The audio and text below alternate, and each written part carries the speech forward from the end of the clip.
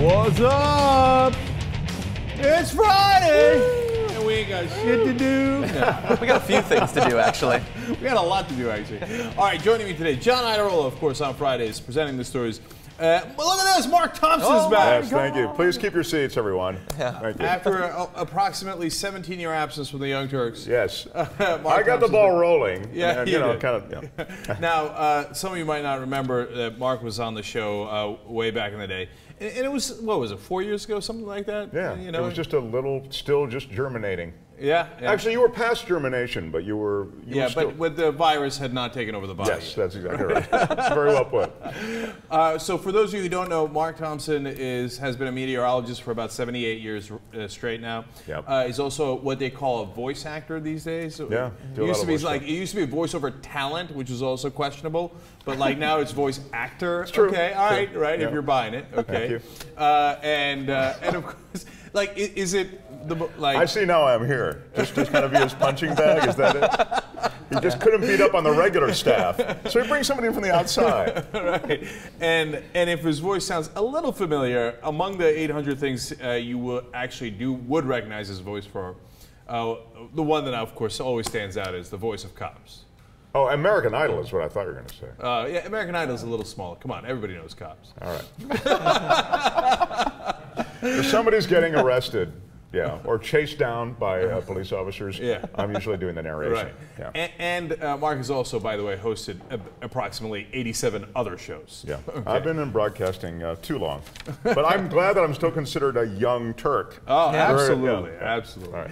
I don't know what that makes me then. Yeah, you're infant Turk. Yeah, Baby Turk. right. Okay. Little Turk. All right, so we got a lot of great stories for you guys. Some disturbing, the Bradley Manning story, and the world is melting. Like literally, I'm in a panic over this global warming thing. Mark's an expert on that. We'll get to that in a second.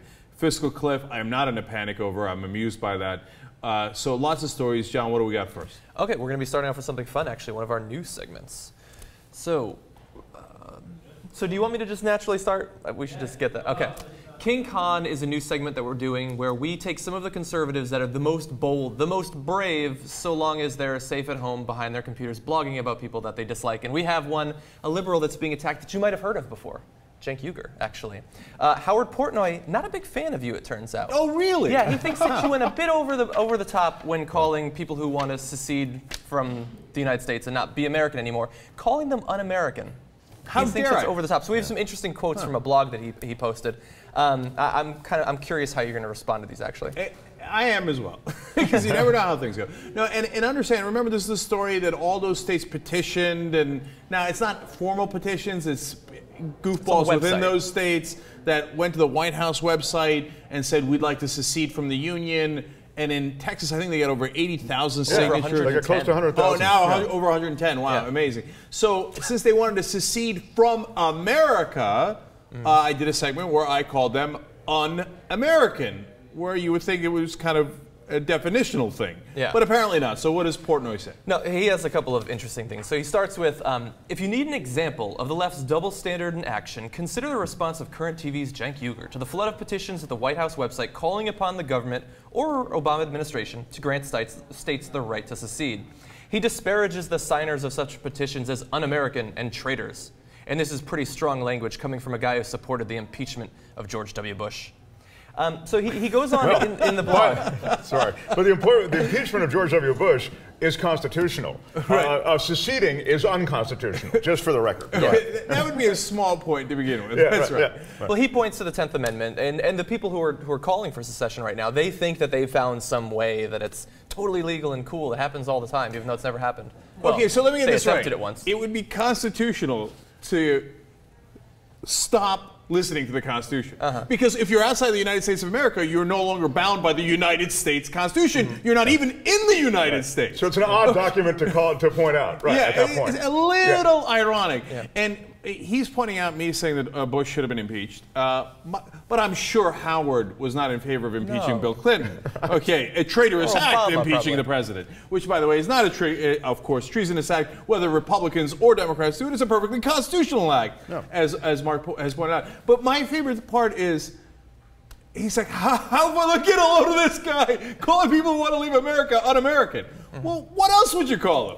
I mean, aren't they the definition of un-American? Maybe there's like a clause where when they leave, they become America, and we have to take some new name or something like You'd that. think they would embrace the name un-American. See, we are seceding. We are no longer part of your country. Yeah, you're right. It's bizarro. Like Norwegians, Mexicans, Afghans can't be more un-American than someone who says, I don't want to be part of America anymore. Yeah. I would like to leave America because I don't like America. Presumably you even hate America. I mean, if you want to leave and destroy the nation, split it, send it asunder. It doesn't, I mean, it's amazing to me that he thinks he got me. He's like, he called us un-American. It only took a couple hundred words, too. Yeah, he says that you're going to end up with blood shooting out of your eyes from this. Wow.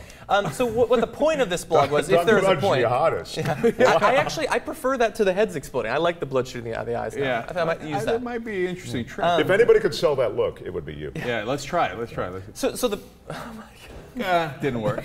I'll CGI it in later. Okay. So the point of this blog is that he's saying that liberals have a very one-way road view of patriotism. That it's only patriotic when liberals are being patriotic. So when liberals hold up signs saying that Bush needs to die, he's a disease on the country, we think that's perfectly fine, but we don't like when conservatives want to secede, as if he was okay with the liberals holding up the sign saying that Bush should die. No, we don't have a double standard on that. We just have a standard. I don't like either of those things. Yeah, but that's the thing. He doesn't point to me saying that because, of course, I've never said that. Yeah. Bush died. I even criticized when they threw the shoe at Bush. I mean, of course you don't do that to the president, right? But so he sets up a straw man argument. But again, on the word traitor too. It is the literal definition. If you're betraying your country and saying you would no longer like to be part of that country, that is what makes you a traitor. Yeah. They're not used to the dialogue being amped up the way you amped it up. I mean, I'm serious. Right. They're used to being the ones who are throwing these conversational and argumentative hatchets. They don't want you to be doing it. So you throw a real fire burner in there, and they go, wow. I mean, and so they throw a flag. They get angry. They call a penalty. You know, look at this guy. But the truth is, you effectively make the argument, but you do it with sort of this incendiary language that provokes a reaction. And you're exactly right. They're like the bullies, that they're so used to pushing people around, and the minute somebody comes up and just gently slaps them across the face, they're like, oh, how could you? How could you do that? But wait a minute, you've been going around punching everybody in the school. No, it's literally from your childhood. Why are you grabbing me? Yeah, why are you grabbing me? I was getting in a fight. This guy punched me in the face like 7 times, broke my nose. I'm in a mess. And then finally, we're in like death throes of a fight. And I finally grab him and I got him in a headlock. And he starts yelling, "Why are you grabbing me? Why are you grabbing me?" Well, so that you would stop punching me in the face? That was one of the reasons I grabbed you. And I thought we were in a fight. But one thing I do want to point out in this, I was in Austin for about 5 years in graduate school. And so Texas has 110,000 people wanting to leave the country. But Austin wisely said, yeah, if they leave, we're not going with them. I don't know exactly how that's going to work. They're right in the middle of it. But yeah, they're sticking with us apparently. So all right, Austin God pride. bless Austin. Very proud, man. I was there recently. I had some good barbecue. It's a college town, right? So it's a little more sophisticated. It's more liberal, yeah. I've been to like Bandera, like other parts of Texas. They're rough in places. Yeah, yeah. They Even for treat white you like kind me. of rough, as Rick Perry would say. Okay, you want to move on to Fiscal Cliff? We only God have bless. about 1,000 Fiscal Cliff related videos and stories to do. Of course. So Obama has proposed how he wants to deal with the fiscal cliff, and the GOP is shocked to hear what his proposal is, even though it's been out there for weeks, if not months. Obama campaigned on it. All of his public statements have been leading up to this, but they're still shocked. And so we have some conservative or some Republican politicians responding to it somewhat sanely, and then later on we're going to have some crazy pundits responding to it. So why don't we start off? We have Eric Cantor giving his view of Obama's proposal. I think we have said that offer is not a serious offer. All of a sudden, they're asking for $1.6 trillion in tax hikes and nowhere near that number in spending reforms. And what we've always said is we want to fix the problem. We want to make sure that we get a handle on these unfunded obligations connected with the entitlement programs. I think we have said. All right, my favorite part of that clip is unrelated to the fiscal cliff. I agree. I know Issa, it is. right? Yeah, Issa flirting with that girl. Oh, that wasn't mine. Thank you. I can kiss you right now. I couldn't get that out of Then my you'd be head. like Issa, and I'd be like that girl. He's like, anyway, I'll holler at you later, all right? Yeah, You know what I'm saying? Once this guy's done, I mean, I'll meet you so back. distracting. I mean, that's how you get busted, right? You get home and the wife says, hey, by the way, I saw the press conference. Who's that girl you were talking to? I like just the disembodied eyes peeking up over the shoulders. That girl needs seniority or something. You can, Oh, she's playing with her hair. Issa's not paying any attention. I didn't notice that. There you go. There you go. Okay, all right, you go, guy. So now, on to the fiscal cliff. Republicans are outraged. Yeah. Outraged. They're like, wait a minute. This is your offer. Yeah, that's how you begin a negotiation, by giving your offer. But this Did you isn't want what me to we give want your at offer? Yeah, and it's pretty reasonable, I would say. Like, I certainly don't consider it a big win for us. It already cuts Medicare drastically. I think it has a fairly balanced approach to how they're going to deal with taxes, but still shocked they can't deal with it. And so you were telling me that you thought it was interesting that they rejected the offer, and then instead of giving their own offer, they said, Obama, give us another one. And he's like, yeah, I'll give you one, and he just printed out another copy of the first one, which is pretty awesome. Actually, we have Cantor talking about whether or not they should be whether they should make a move. Let's go to the Democrats have now said, after your response towards the White House's proposal, that the ball is now in your court, that the onus is on you to put forth a proposal. Is the ball in the Republicans' court now? Well, we remain committed at all instances to engage in discussions that are serious. I think that the proposal that was delivered here by Secretary Geithner to the Speaker and me yesterday was not a serious proposal. We remain in discussions. I know the Speaker, as well as I, do not want to see us go over the fiscal cliff, but feel very strongly we've got to get serious here. We don't want to increase tax rates. We're not going to increase tax rates.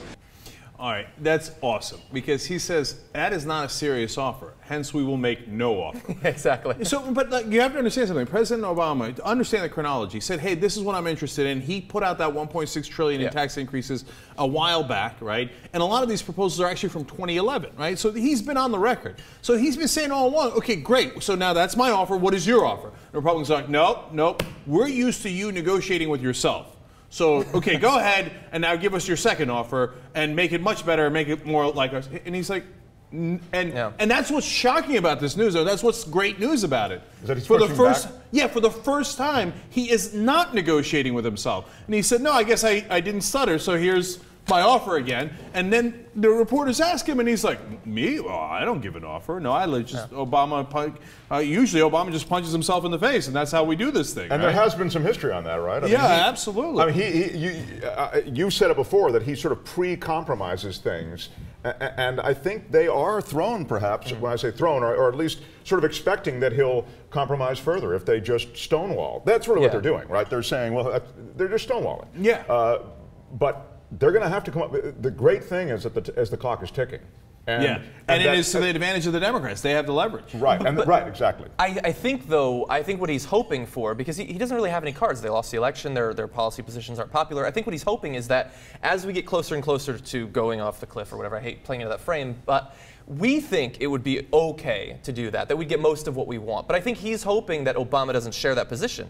And I think there's a good chance that Obama doesn't necessarily share that position. So Obama's being strong right now, but I think that the only way that the Republicans see that they can get more of what they want is to hope that Obama, will fold as we get closer. Yeah, John, it's a good day. Obama's done the right thing. Don't make me say, of course, at the end, Obama will do largely what they want. And so that hasn't changed at this point. The guy leading the negotiations is Tim Geithner.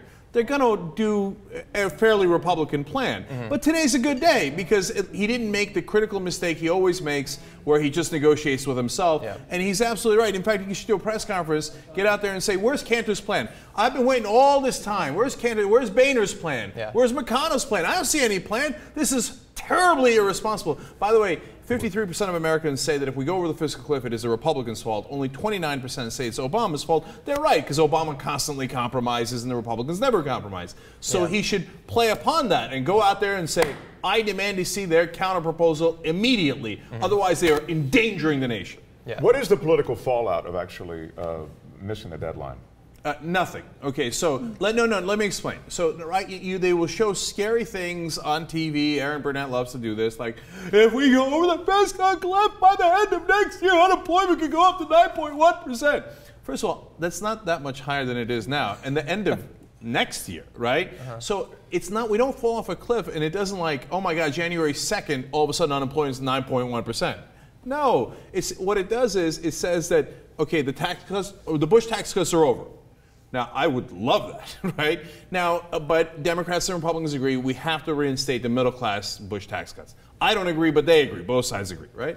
So in the middle of January or the middle of February, you could easily, as the Democrats have proposed, say, all right, we are reinstating the Bush tax cuts for the middle class. And by the way, it is retroactive. So you never had to pay an extra dime at all. And so, wow, what a cliff. Okay. And then there is the automatic cuts that go into place. There's $1.2 trillion worth of those that are spread out over 10 years that hit defense and overall spending. So those spending cuts hurt, but they're going to do those spending cuts in any grand bargain anyway. Yeah. What they're not going to do is not the defense ones. They're not going to do the defense ones. And that's why they're all in a panic. They're like, oh my God, we're actually going to cut defense? My God, we could balance the budget. No, don't do that, right? Yeah. Because they're all paid by the defense contract. Well, and that's one of the reasons that a lot of the especially congressmen, but senators too, are a little bit more worried about this, because it's a little bit easier for us to say, you know, cut defense. Like we see why it would be a good thing, and we've heard the generals say, you know, all of these programs, we don't want them, like don't spend all this money on these things, but they're worried about if the money isn't going into their districts, and because this defense spending is as a result of a plan that's been put into place over decades now, it's been spread across the country, so it affects as many congressmen as possible. And so that's why they're a little bit worried. So we've heard from Cantor, but another Republican who's it's very difficult to bargain with him, despite the fact that right after the election, I'm talking about Boehner, he sounded somewhat reasonable for about 18 hours, I think, and then instantly, no tax cuts whatsoever. So why don't we hear from Boehner a little bit, actually. We have 2 videos of him responding to Obama's offer. No, there's a stalemate. Let's not kid ourselves. I'm not trying to make this more difficult. If you've watched me over the last 3 weeks, I've been very guarded in what I had to say. But when I come out the day after the election and make it clear that Republicans will put revenue on the table, I took a great risk. Yeah. Great risk, yeah. Yeah, you know, just watching that, I realized I haven't seen him cry in a while, actually. Yeah, let's see if Obama can make him cry. Yeah, and so there's one other statement out of Boehner, one cocktail away from it, always. Yeah. What is it that the Republicans want exactly on entitlement reform? They keep saying the president needs to show the Democrats' hand on this.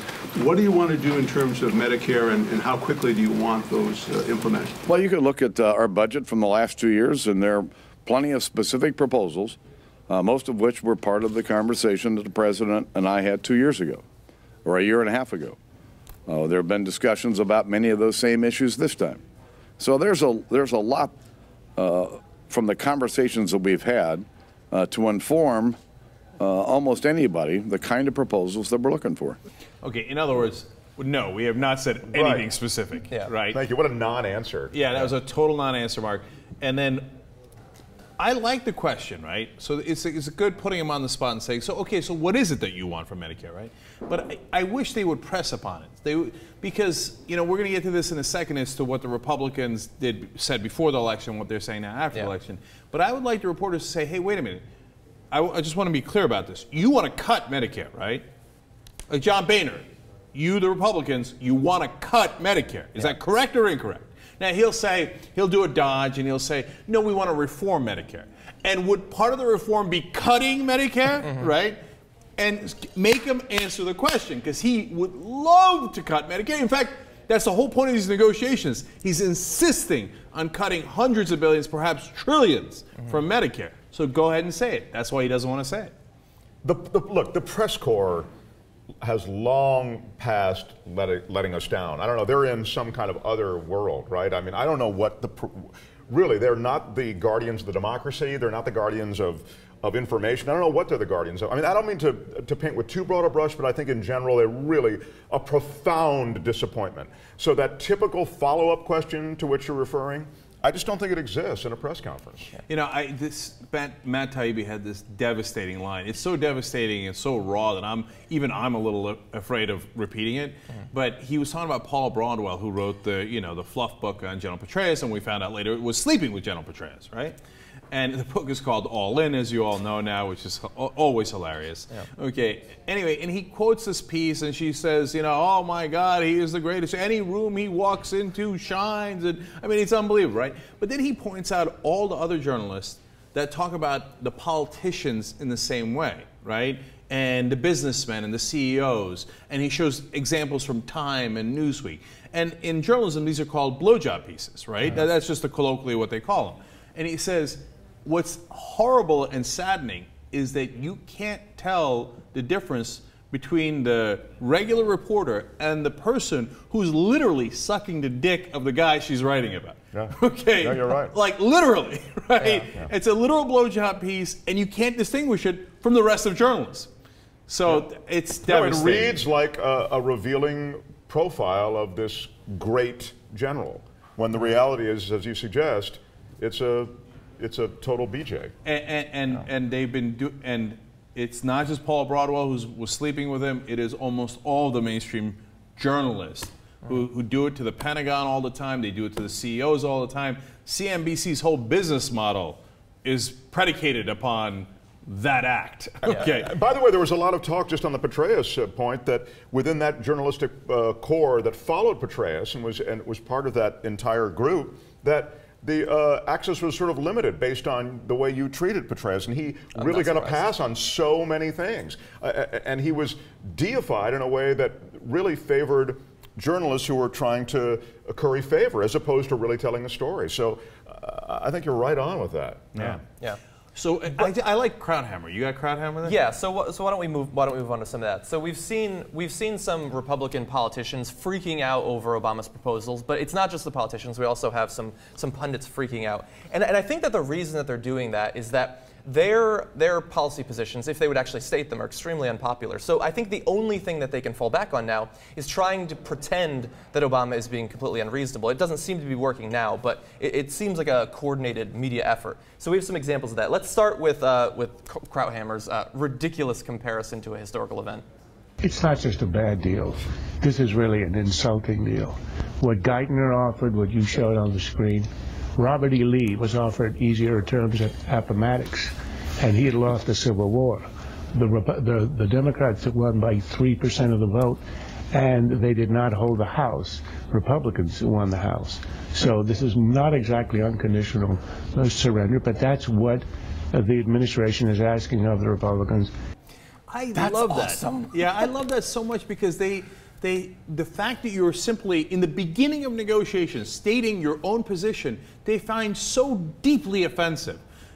And the reality is the exact opposite. Since, for the first time, President Obama did not do unconditional surrender to them, they are outraged and befuddled. They don't know how to react. You remember the famous line by John Boehner on 60 Minutes? When, in the last negotiations, he said, I got 98% of what I wanted from Obama, okay? And when they don't get the 98% of what they wanted immediately, they're like shocked and chagrined. Yeah. They're like, I can't believe it. I think it's more ridiculous even than that. I think, one, maybe I wasn't a good student or something. I had to look up the deal that he's referring to. One, it seems like a pretty reasonable deal if you actually read the details of the bargain that was done.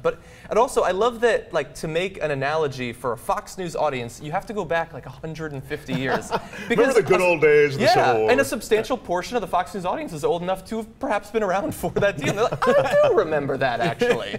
And I thought General Lee got a bad deal. I've always thought General Lee, what happened to him? And I don't think that, I think he's making a point, right? He's not, I'm sure he hasn't looked at the actual deal either.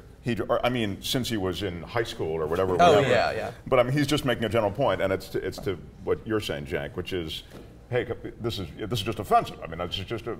Yeah, and this is not like, you have to understand something that's really important in this. When Lee surrendered, right, in the South surrendered, it was after, in a sense, the most protracted negotiation in American history. That's a good point, yeah. Right? That's good. So, and this is right in the beginning. So this is like Lincoln saying, I would like you to not leave the Union. right?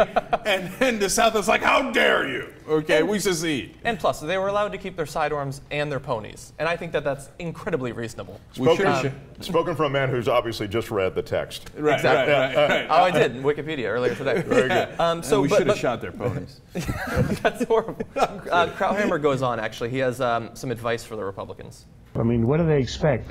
They obviously expect the Republicans will cave on everything. I think Republicans ought to simply walk away. The president is the president. He's the leader. They are demanding that Republicans explain all the cuts that they want to make.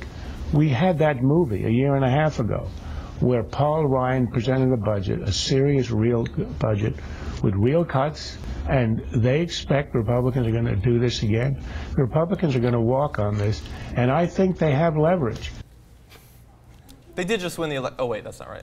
What leverage do they have? Oh, but to be fair, the Bush tax cuts get extended at the end of the year.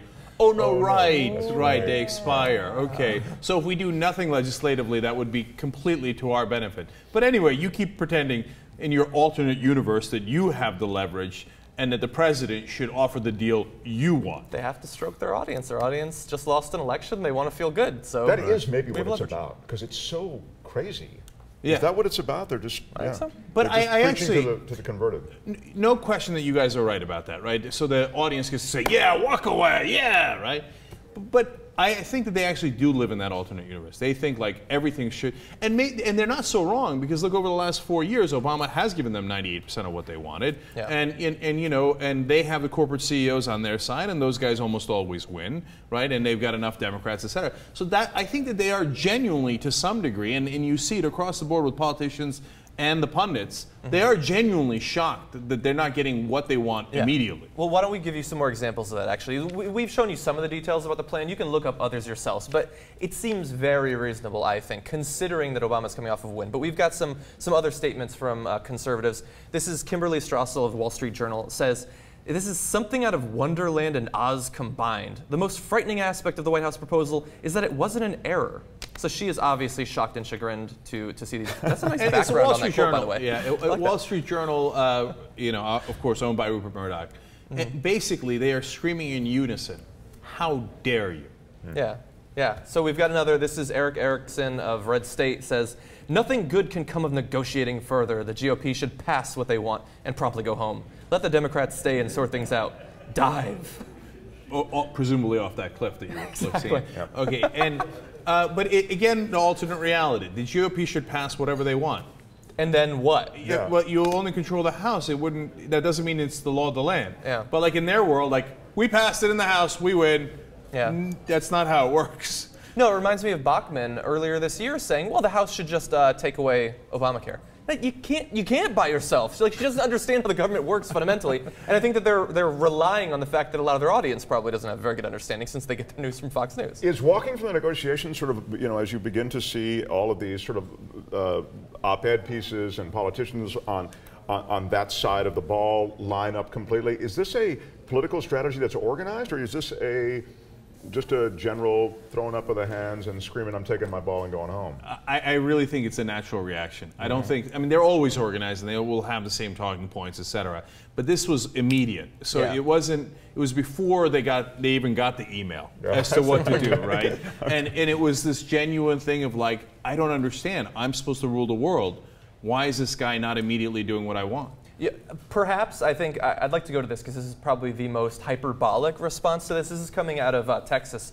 Representative Ted Poe had an interesting comparison to what Obama is doing by some of the things that are in the proposal. Let's go to that video. Mr. Speaker, the President has finally given us his balanced plan to allegedly avoid the fiscal cliff. He wants to raise taxes by $1.6 trillion. He wants another stimulus package of $50 billion. He wants the authority to raise the debt ceiling without asking Congress for approval. Say it isn't so, Mr. Speaker. This tax hike will hurt small businesses that provide 67% of the jobs in this country. That may fund the government for a short time. Then what's the plan? Stimulus 2.0, because the first stimulus worked so well, that was a disaster as well. We have a $16 trillion deficit, and the president wants to spend more money? Are you kidding me? Spending is the problem. We don't need more of it. Lastly, he wants the power to raise the debt ceiling without congressional approval. The administration cannot unilaterally issue an edict like a monarchy. Congress is in charge of the purse. The government has gone wild, and that's just the way it is. He's never heard of executive orders, I think, but and anyway. President Obama didn't say this is the law of the land. He said this is my first offer in the negotiation. Right. And second of all, if Congress is in charge, well, the Representative Poe, why don't you put together your plan? Okay, they have not offered any plan. I love it when Cenk does Poe. So, yeah, well then great. Introduce a bill with the Republican plan to cut the living hell out of Medicare and Social Security and Medicaid. Go for it, big guy. Congress is in charge, so go ahead. Yeah, I don't think he's going to. He's too busy writing that extremely invigorating speech of his. But well rehearsed. Yeah, I'm sure that he did. Yeah, oh, totally. Yeah. How many times did he do that in front of the mirror? I would have loved to have recorded that.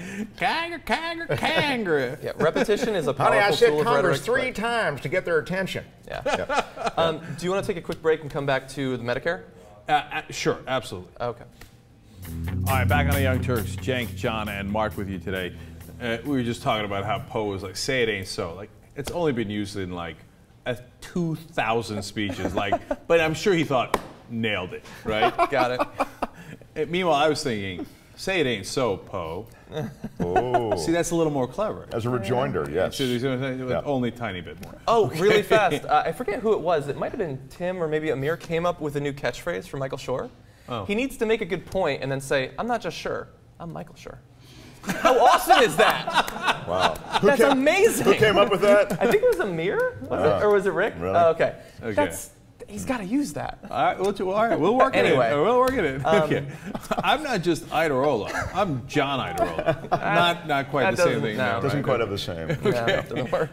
Okay, all right, forward. Okay, we have some interesting mashups to get to. One of the sticking points in the fiscal cliff negotiations right now is what's going to happen with Medicare. And it's interesting to see how the Republicans are speaking now compared to how they were before the election. So first we have a mashup of what they were saying during the election before Obama won. Let's hear those. Cuts the payments that go to Medicare by $700 billion. Now when you need it, Obama has cut $716 billion from Medicare. On Medicare, for current retirees, he's cutting $716 billion from the program because of those $716 billion in cuts. $716 billion. You're going to see a $716 billion cut to Medicare. This rate of $716 billion from Medicare to pay for Obamacare. Obama is rating $716 billion from Medicare, changing the program forever. Medicare should be the promise that it made to our current seniors, period, end of story. And Barack Obama has taken $716 billion from you. That's simple. That's simple. And so if you watch the election, you would think that the Republicans were the protectors of Medicare. They were outraged that Obama wanted to cut Medicare, which, by the way, is not true. Yeah. Okay, but well, of course, little. No, in the sense that what it does is it gets rid of Medicare Advantage. Yeah. It gets rid of Medicare Advantage, which is just skimming off the top and giving it to private insurance for no reason. It has zero extra benefits for the people actually receiving Medicare. So, look, I want to protect Medicare 100%. So, and I think that was a good way to get rid of waste and fraud. Anyway, but the Republicans run the campaign like, if there's anyone who wants to save Medicare, it is us. We do not want to cut it, okay? Yeah. Now, understand that as you watch the next clip, which is after the elections, entitlement reform means entitlements are Medicare, Social Security, and Medicaid, okay? And reform means cutting. So let's see what they want after the election. For entitlement reform. In entitlement reform, how we reform the entitlements. It's coupled with real entitlement reform. And it's going to take cuts in entitlements. Only if Democrats will do entitlement reform. Making real changes to the financial structure of entitlement programs. To change the model for Medicare, long term. Without spending cuts and entitlement reforms, it's going to be impossible to address our country's debt crisis. 67, 69 on Social Security. You know, the retirement age has to be changed. Maybe some of the benefits have to be affected. Shore up entitlement programs that are the primary drivers of our debt. Entitlements have to be slowed down and contained. The bottom line is those entitlement cuts are going to be a lot more painful for both Democrats and Republicans, but they're going to have to do it. To lower people's expectations, the entitlements, and what people think that they're going to get. So what I loved in there is how we put in the Republicans, the CEOs, and Fox News and Aaron Burnett, because they are one machine, okay? They are united in, we must cut your Medicare and Social Security because the rich need more tax cuts. But that's really interesting because I thought all you guys said you wanted to protect Medicare. The minute the election is over, we have to, we must, it is urgent, we're going to go over a fiscal cliff, we must cut Medicare. I mean, come on, man. These guys are not honest brokers. You know, we treat the parties at face value, like, oh, the Democrats say this and the Republicans say that.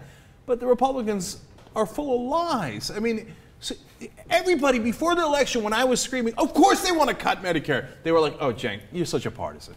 You know, oh, come on. Obviously, you're biased. No, you have to just treat what the Republicans say as if they're honest actors. And like, no, they're saying they want to protect Medicare, so they probably do. And will you look at that? They changed their mind the minute the election was over.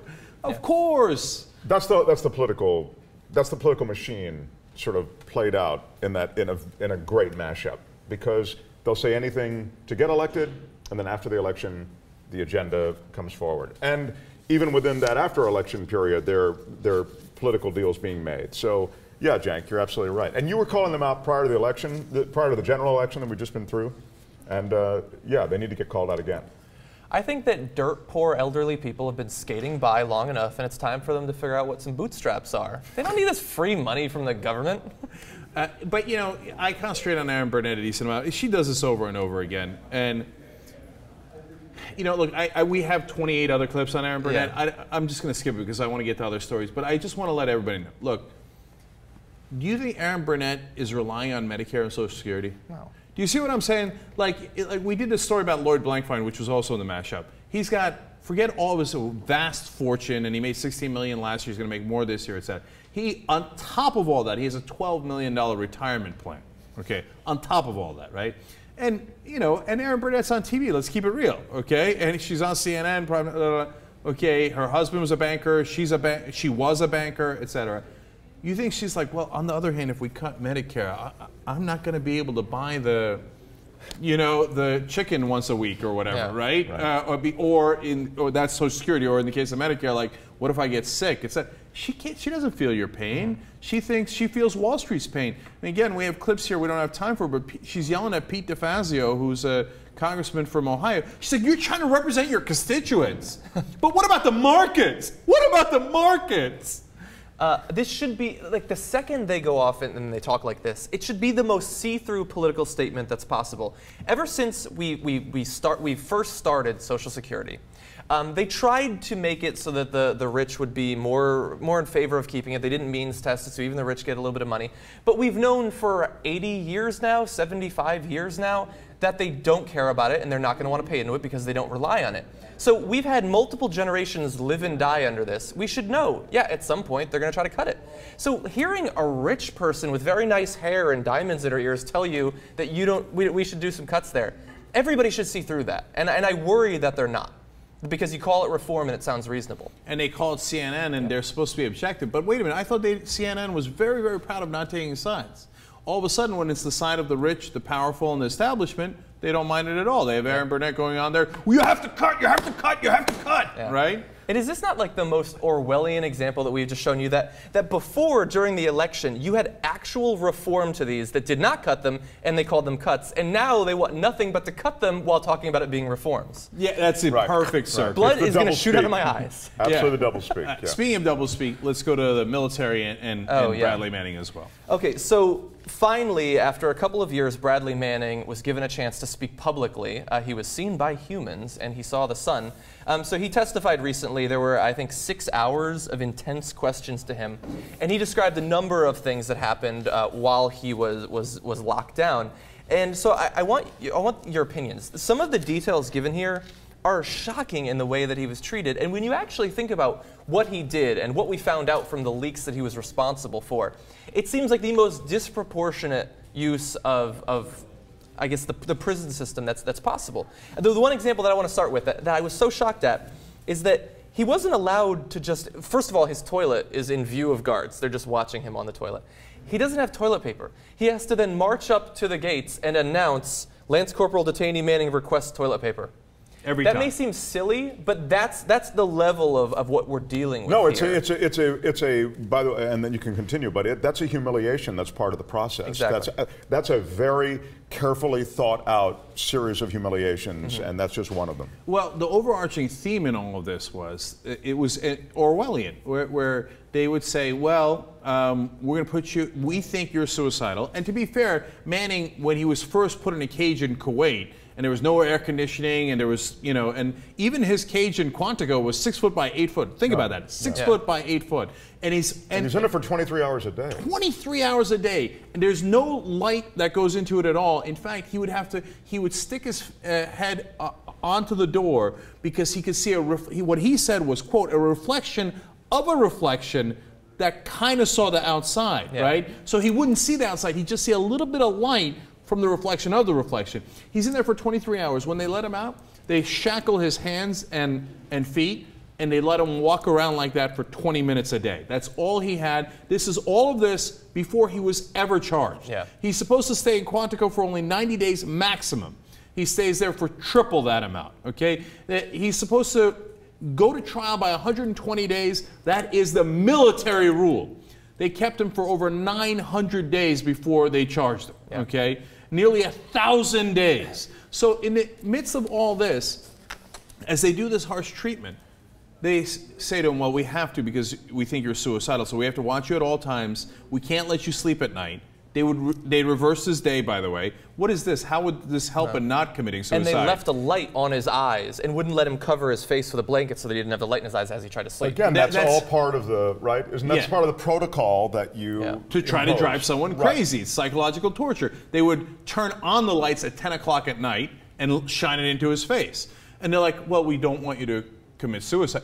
What? Right? And so after he started doing things, they wouldn't let him exercise. Exercise is illegal, okay, under these circumstances. So he was like, I don't know, how do you pass 23 hours a day? So he started doing fake exercises like lifting weights that aren't there. Dancing. Dancing, because dancing is not forbidden, okay? He's like, I'm not exercising, I'm dancing, right? They're like, you see that? He's crazy. He's dancing without any music, and he's lifting weights that aren't there. So we got to keep him on further suicide watch and keep him in these inhumane conditions. And by the way, the UN has already said that this was inhumane, degrading, and against the conventions on torture, okay? Yeah. So he goes through all this, and then they use it to justify it against them. And he says, look, at one point, he finally confides to one of the guards who seems like he's a little bit more human. He says, look, if I wanted to hurt myself, I mean, I guess I could use my underwear or the flip-flops or something, but obviously I don't want to hurt myself. When are they going to stop this? And that's 8 months in. What do? They're like, you see that? He said he was going to hurt himself with his underwear. Yeah. So they make him strip down naked every single night and sleep naked for fear of his safety. Yeah. Like they were so concerned about his safety. And they turn apart his whole bed every night. There has not been a second where he was not being watched, and he wasn't allowed outside. There's no items coming in there during the day, but they still had to break apart the bed. Another thing he did other than the dancing to pass the time was he would just make faces in a mirror because that was the only entertainment he had. So they thought he was going crazy because he was making the faces. But the example you gave of when they finally let him out for 20 minutes or so a day, they shackle him so he has to be held up as he walked. It's a ridiculous situation, so I'm going to make some ridiculous comparisons. That is harsher treatment than Javier Bardem got in Skyfall, and he was a killer cyber terrorist. It's harsher than Magneto got in the X-Men movies, and he could move metal with his head. No, but they actually had military experts testify in the real world in this trial, saying it is actually harsher than what people get at Guantanamo. Okay. Right, Guantanamo looks like Mr. Rogers' neighborhood compared to what this guy's gone through. And by the way, we're not evaluating his case, but I do think it's fair to evaluate the way American citizens are treated. And the idea that you could subject this guy to this sort of treatment is insane. And to your point, John, if you saw this account and it was some Muslim prison where they were detaining hostages. You go, look at this. This is unconscionable the way they treat. No, this is not. This is the United States military treating one of its own this way. I understand one of its own that will be tried and will likely suffer a nasty fate at the hands of trial. But you don't expect this. This is really unconscionable, and it should concern every American citizen because, in a way, we could all fall victim to it, especially under the Patriot Act, when you can just scoop anybody up and pretty much begin to treat them in ways that aren't normally sort of mainstream prison-like ways. Even if you don't care about Bradley Manning, you should at least care about this country and what we do to our citizens. And even if you think it's not going to happen to you, and by the way, you say like, oh, I don't do stuff like that, but what did he do? I mean, people on death row are not treated like this. Why did they have to shackle him? Was he something that was going to snap like Hannibal Lecter and rip every? He's alleged to have done a crime where he leaked something on a computer. There are no computers nearby. It's not like he's going to jump onto a computer and leak something, right? I mean, the point is to torture him, is to torment him. Yes. And one of the points, by the way, should be clear, is so that he would turn on Julian Assange, which he never did, and say, oh, Assange was part of it. And that's what they wanted to get out of him, and they never got out of him. Which is amazing. So, and now people will say, and I said it in the beginning, and it's true. They said, look, what he did, if it is true, is illegal, right? And you can't, and according to military rules, obviously, you cannot just leak things at your discretion, at your own judgment. I get that. But he has suffered enough. And by the way, also, according to military rules, so if you care about military rules, if you have this kind of treatment, before you are charged, okay, and what they call degrading and inhumane treatment, which the United Nations Special Council on Torture has already said is degrading and inhumane treatment, and of course our judge will have to confirm that. But if he does confirm that, which is obvious, right, then he is supposed to be let go, okay? So that is military rule as well. And so I think he has served more than enough time. Yeah. And even if you thought he was guilty, all right, how much are you going to torture the guy? Point delivered, it's time to free him. Yeah, I agree with that. I agree with that. I mean, the accounts are chilling. And you don't, and we're all part of it unless we say something, right? That's a great point. It's very important to speak up on these things because otherwise you're complicit in a sense. Yeah. That's absolutely true. And I want to end on this thought. Look, think about if you were watched 24 hours a day and they did all this stuff to you. It's amazing he didn't lose his mind. And what does it say about us when we say, yeah, you should do this to another human being, let alone a U.S. citizen, et cetera, et cetera. Think about how degrading it is, the story that John began with, that every time he goes to the bathroom, not only does he have to ask permission in this humiliating way, but they watch him. Think about every time you went to the bathroom, if there was somebody watching. How would that not drive you crazy? And just as an aside, I mean, you know that he endured derision and he endured insults of all sorts. I mean, and by the way, when I say I mean, it's likely in the course of all that time, under those circumstances, given the general disposition of people around him, that he likely endured a lot of that as well. It's not as though you're just going to the bathroom and everybody's watching you. There are likely things being said that are disturbing in the extreme. Right, and in fact, at some points in his imprisonment, they would do what they call shark attacks, okay, where they would come in and they would rough up his room and they would yell at him and then he would have to withstand that and not crack, because if he reacts in any way, they use it against him. And look, to me, the fact that our government has set up this kind of Orwellian system is the most sickening part. I couldn't agree more. And again, you should care because no human should be put through that at the hands of our government, I mean, which is your government. It's ours in a collective sense. Yeah. So it really is disturbing. Yeah, and thanks for mentioning it. They also had a couple of people sort of pose as sympathetic towards him, so he would confide in them. That's how they found out about the underwear thing. Yeah. All right. So now, look, we're running short on time. So one piece of good news that I'll just tell you, instead of going through all the graphics, et cetera, that we have on it, is that the Senate did vote to take the indefinite detention portion out of the National Defense Authorization Act. It was something I was talking about yesterday. That's good news. The framing of the language is not good news. Yeah. It has a lot of downsides. It says Congress could do this later if they wanted to. It does apply to non-American citizens. They can be indefinitely detained forever without a trial. And it also says it applies to American citizens if they're not in America. Yeah. So God forbid you step into Canada. You know, I mean, if we don't do a drone strike and we capture you, we can keep you indefinitely. It's a weird, you know, anti-tourism. What were you doing in Canada, Bill? Why were you in Canada in the first place? Right. Okay. So good news, bad news, but at least some people are fighting back. And look, you know, I've said a lot of harsh things that I think he has earned about Rand Paul, but on this, he's been a lion, and he's been terrific. All right. Okay, you want to quickly move on to I want to do warming? the environmental story at the end here. Okay, so long story short, the world is melting, and it's melting faster than we thought it was, unfortunately. So we have some interesting data in a couple of different areas. One of the most important is that global carbon dioxide emissions in 2011 hit record highs. So you see up 3.2%. Now, a lot of that is due to China. Actually, interestingly, America had, I think, 1.7% fewer emissions in 2011. Maybe that's why they were so mad at Obama. Like, we want more. We're trying to get some stacks going here. Right. Yeah. Unfortunately, Japan's emissions slightly up because they're not using as much nuclear energy, obviously, after the Fukushima problem.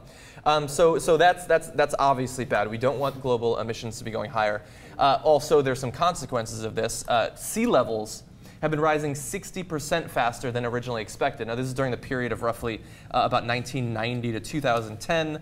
So you see 60% faster, and that continues now. So every year, it's rising worse than we thought it was. We didn't think it was going well before. Right, and so that to that point, I understand the scientists were wrong.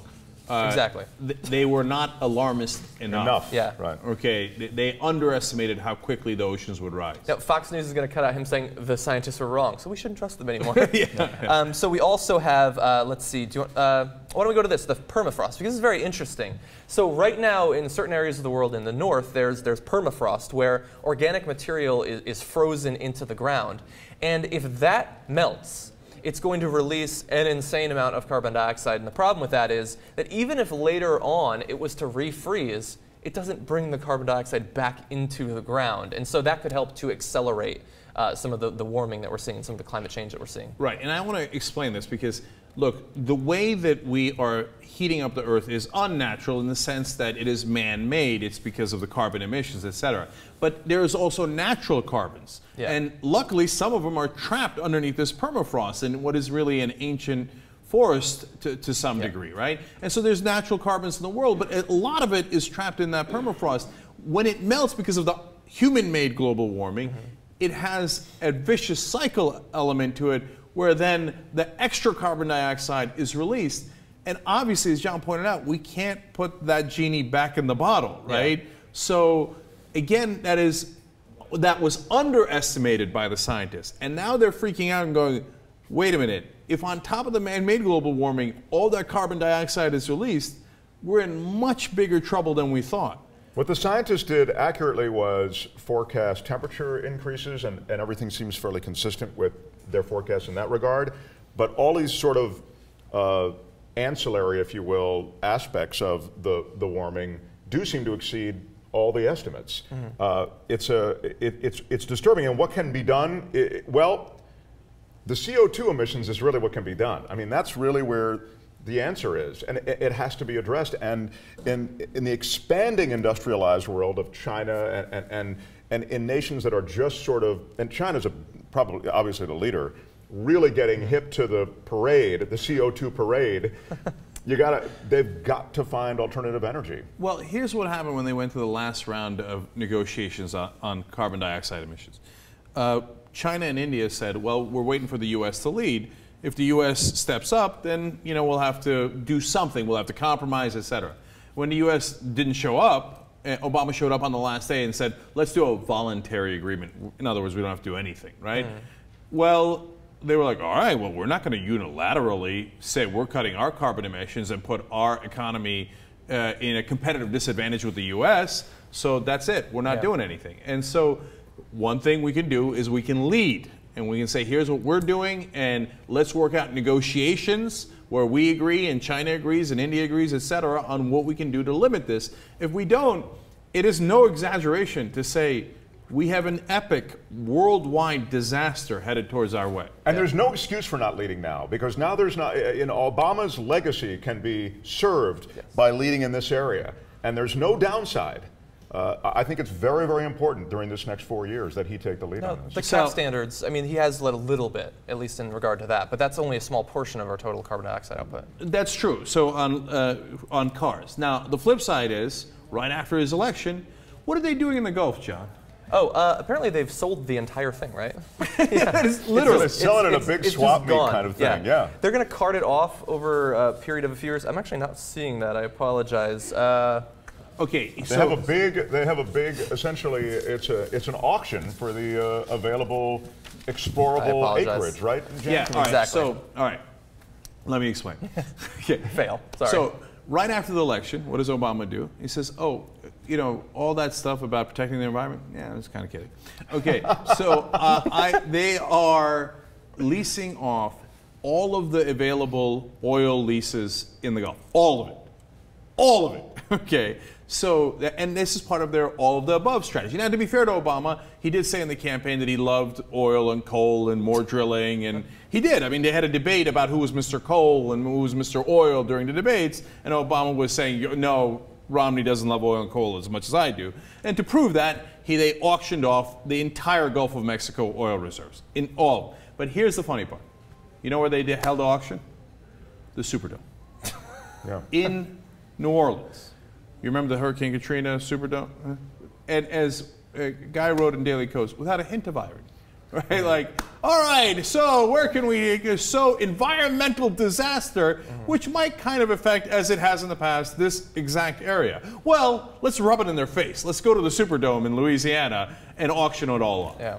So this disaster is a freight train, and it's headed in our direction. And by the way, for the record, the ones responsible for the Deepwater Horizon, BP, they were forced to sit on the sidelines for all of this, but only for a year. They can get back in the game. Yeah. You know, they're on the injured reserve list. The ocean is fine now, right? Yeah, within a year, we'll have solved environmental disaster in our history. Right, yeah. And we'll have solved climate change in a year anyway. Can I make one final point on this? Specifically about the permafrost. It may seem odd that we're focusing on this, but I think that it's an example of a sort of phenomenon that should make you see climate change and our need to fix it in a whole different way. There are some problems that you can't wait on. Like if your house is burning down, you can't do the dishes first because there might not be a house later. And so when you have things like permafrost where once it's out, it's just out. When you have things like the fact that the ocean heats up faster with the dark water of the ocean, which is one of the problems with so much ice melting, because that formerly some of that light from the sun that was being reflected out, the solar radiation. But once it's gone, it now accelerates. It's non-linear. It's not like it's a problem now and it'll be a little bit more of a problem next year. At some point, there is a climate cliff that we can go off of.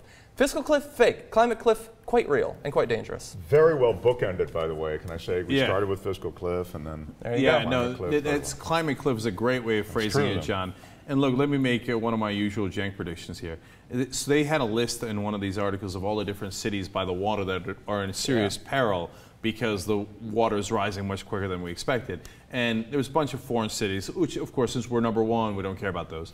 But New York and Miami were on the list. Now, New York is Rome. They will protect Rome under all conditions, right? They will build giant walls and dams and et cetera. But I keep thinking, man, I got to get down to Miami. I got to see it before it's gone, okay? And I lived there for a while, and I'm not even kidding. Like, I'm not saying it's going to happen next year or the year after that, although it is happening much quicker than we expected. Yeah. But I would be shocked if in my lifetime we didn't lose at least South Beach. Okay. Wow. Yeah. You know, Miami is large. There's obviously big portions of it that'll be fine, but South Beach is, if you've ever been on it, is almost in the water to begin with. Okay. It's got huge amounts of water on both sides. All the ocean has to do is rise a little bit. Okay. Mm-hmm. And so the way, as I read all these stories, I was like, oh, gone. It's gone, man. In our lifetimes, don't buy property on South Beach. Well, Buy like a mile in, because that will go up in value once it becomes beach. Yeah, that's true. It'll be oceanfront then. Buy a mile in. Because what happens is, as the next step of all of this, that CO2, the release, the permafrost melt, all of it, additional CO2, it creates tremendous traps for more heat energy, right, which is what we're talking about. And then super hurricanes come in and they wipe out South Beach. And you say, well, really? I mean, is that? Yeah, really, because we've just seen it. You've just seen these storm surges now bigger than ever before. Everything's getting bigger because the Earth is trying to balance all this heat energy. So you're exactly right. I mean, it's a bizarre notion to think, but it's possible that that's how it happens. The same way that New York suffered a super storm, a super hurricane comes in and it wipes out much of the coastline of Florida. And it's not like Miami doesn't get hit with hurricanes already, right? Yeah. And you know, for people who can't visualize it, remember what Mark just said. Hurricane Sandy, the superstorm Sandy. You saw what happened in Staten Island, Brooklyn, all over New York, all the flooding, right? All the water going. And that's all storm surge. These are at levels that they've never seen before. Well, what a coincidence. We're also seeing levels that they've never seen before in CO2 gases and permafrost melt and sea surface temperatures rising. I wonder if it's all related. Yeah. Yeah, and look into it in a few decades. Right, and if you do that kind of damage, institutional structural damage to South Beach at one point, they're not going to recover, right? If it's bad enough. People and it's only a matter of time before it gets bad enough. We're on the clock. And here's one thing you cannot stop: the water. Okay? So, good luck. We end on that incredibly depressing note. I'll see you guys in Miami before it's gone. And Mark, thank you. And we'll see Mark on the TV show tonight as well. John, thank you. Anna's come back with some terrific stories.